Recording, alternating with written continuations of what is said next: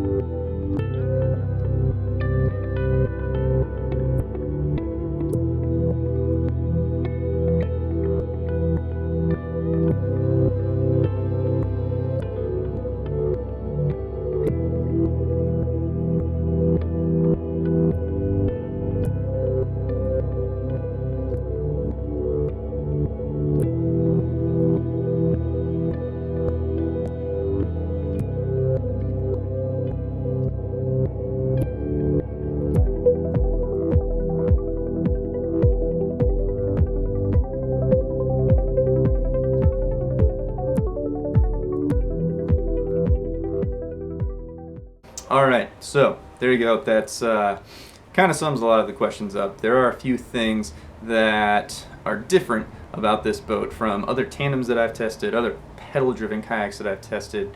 So pedal-driven tandems in general are kind of a strange feeling in that, when you go for something like top speed, for example, or just acceleration in general, you go out there, and if you're in like an Outback or a Pro Angler or any other pedal-driven solo boat, it takes a little more effort to get to top speed, so your acceleration is a little bit slower. In a tandem, since you've got two people accelerating, it's almost like, doubling the horsepower, so to speak. Two people just boom, so you just kind of fly straight up to top speed, and then when you get there, it feels like you shouldn't be stopping. Like it should just keep going because you got there so fast. So the funny thing about this test was when we were out here, it's the same day we tested the 2019 Outback. It felt like the 2019 Outback was way faster than the Compass Duo was, and in reality, the speed was almost the same.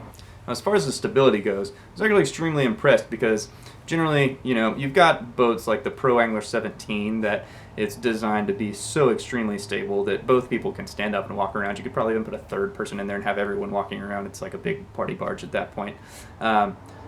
But with other tandem kayaks, normally standing isn't really part of the equation. You might be able to have one person stand up for a minute, or depending on how good your balance is, two people might be able to stand. And some of them, it's not super common for two people to be able to stand up. And even more so, I don't think I've ever stood up in a tandem aside from really big fishing kayaks like the PA-17, where I felt sturdy. But I was really impressed with the Compass Duo when I stood up by myself in the front of the boat. I gave it a little shake, and it really felt extremely solid, and I kind of, was shocked by that because I was expecting it to be very tippy.